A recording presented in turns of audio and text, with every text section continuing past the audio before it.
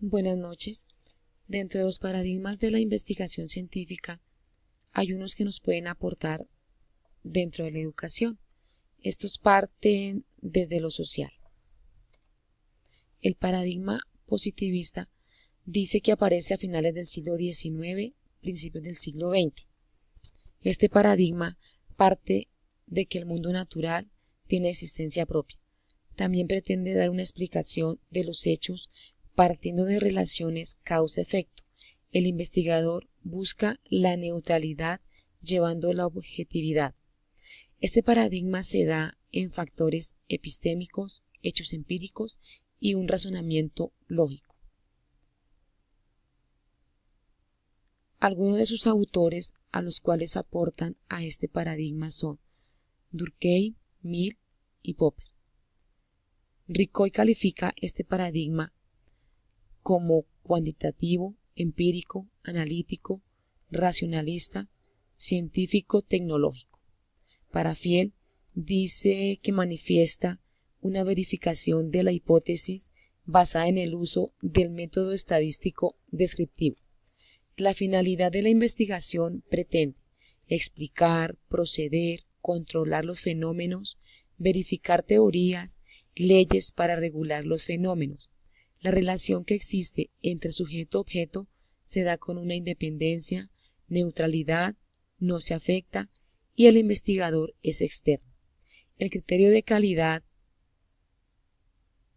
tiene objetividad, validez y fiabilidad.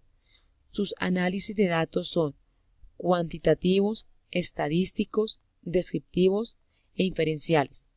En el ámbito educativo establece que sólo puede haber conocimiento verdadero de lo que ocurre en los hechos observables. Su fundador, Auguste Comte, dice que se basa fundamentalmente en la ley de los tres estados. El paradigma interpretativo surge a finales del siglo XIX, inicios del siglo XX. Este está dirigido al significado de las acciones humanas y de la práctica social. Busca la objetividad en el ámbito de los significados utilizando como criterio el acuerdo intersubjetivo en el contexto educativo. Su fundador, Edmundo Husserl, el cual habla de fenomenología, partiendo de esta se puede distinguir cómo son las cosas a partir de cómo pensamos, qué son en realidad. No le interesa la interacción física de las personas, sino el cómo se comprenden recíprocamente, la comprensión en el interior de las personas.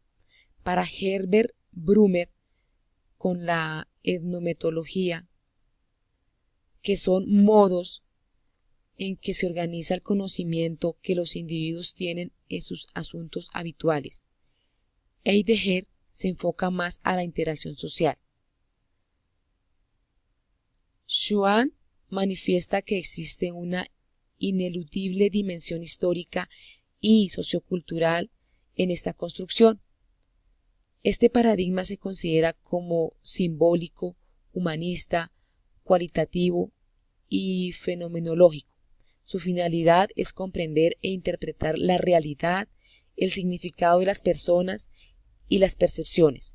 La relación que hay en el sujeto-objeto es de dependencia, interrelación, implicación del investigador. El criterio de calidad hay credibilidad, confirmación y transferibilidad.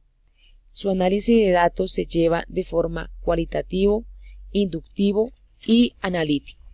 El paradigma sociocultural o sociocrítico surge como respuesta a las tradiciones positivistas y las interpretativas. Se traslada desde el análisis de las transformaciones sociales hasta el ofrecimiento de respuesta a los problemas derivados de ellos. Dentro de los autores, Arnall adapta la idea de que la teoría crítica es una ciencia social, no es netamente empírica ni interpretativa, que sus aportes se dan desde estructuras comunitarias y de la investigación participante. Para Popkewitz, dice que algunos principios propios de este paradigma son conocer, comprender la realidad como una praxis, uniendo la teoría y la práctica, integrando tres aspectos importantes que son el conocimiento, la acción y los valores. Para Guba y Lincoln, las transformaciones se dan a través del diálogo. Este debe ser dialéctico a fin de que permita transformación de la ignorancia y las falsas aprensiones de la realidad en una conciencia informada que promueva los cambios en las estructuras a partir de las acciones. Otras características son: se considera como ecológico, naturalista, tiene una finalidad que se fundamenta en el análisis de la realidad. La relación sujeto-objeto está influida por el compromiso. El investigador es un sujeto más de la investigación. Su criterio de calidad es intersubjetiva, tiene validez y es consensuada. Su análisis de datos es intersubjetivo y dialéctico. El objetivo del problema es conocer una situación y comprenderla a través de la visión de los sujetos. El paradigma relativista surge en el siglo XX. Se fundamenta en la interpretación del comportamiento individual y la acción social. El conocimiento humano depende totalmente de las condiciones subjetivas del cognoscente. Para Kuhn, expresa que la verdad sobre lo que se conoce o se cree es relativa a una persona, a una cultura o a cualquier otro marco de referencia. Su dimensión es social humana, tiene una finalidad de investigación en la cual se dan aspectos personales, donde trabajan intereses, creencias, entre otros, y aspectos contextuales, que allí van involucrados la parte social, de relaciones, políticas, económicas. La relación sujeto-objeto es de manera relativa, dependencia del uno al otro. Criterios de calidad son de fiabilidad. Los análisis de datos son cualitativos, pruebas empíricas utilizando la observación y el registro de lo que se está observando. El paradigma constructivista asume que el conocimiento es una construcción mental, resultado de la actividad cognitiva del sujeto que está aprendiendo. Se fundamenta desde lo epistemológico como constructivista, interaccionista y relativista. La problemática parte de unos interrogantes del cómo conocemos, cómo se traslada el sujeto de un estado de conocimiento inferior a otro superior, cómo se originan las categorías básicas del pensamiento racional, con diferentes aspectos. Hay unos autores que tienen su punto de vista diferente. Para Piaget, él se enfoca en el desarrollo cognitivo. Para Vygotsky, la parte social cultural. Para Ausubel, un aprendizaje significativo. Para Brunner, estructuras mentales, partiendo del lenguaje y las experiencias previas. Para Berger y Luhmann, el saber del mundo real se construye en base a procesos de integración social. Su dimensión es naturalista e interpretativa. La finalidad de la investigación es comprender e interpretar la realidad. La relación que hay sujeto-objeto es de dependencia, ya que el uno actúa sobre el otro y éste en el proceso del conocimiento. La postura es subjetiva e interacción entre el investigador y el investigado. Los criterios de calidad se dan a través de la triangulación, la confirmabilidad y la contrastación. Sus análisis de datos son cualitativos, inductivos y holísticos. El planteamiento del problema requiere de la definición específica del objeto de investigación. El conocimiento es producto de la vida social y el resultado de la acción del sujeto y de la realidad.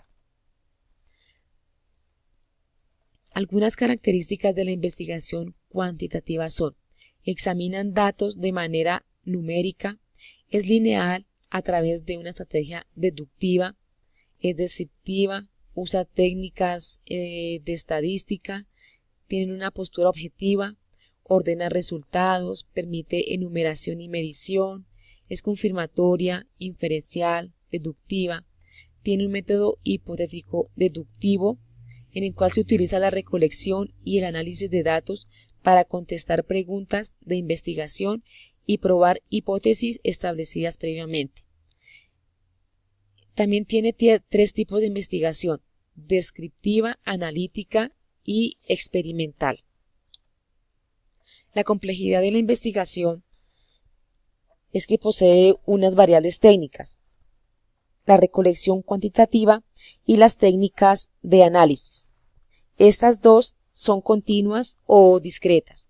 Las continuas tienen unos valores reales y las discretas unos valores enteros. Dentro de algunas diferencias o tensiones que hay en los enfoques cuantitativos y cualitativos,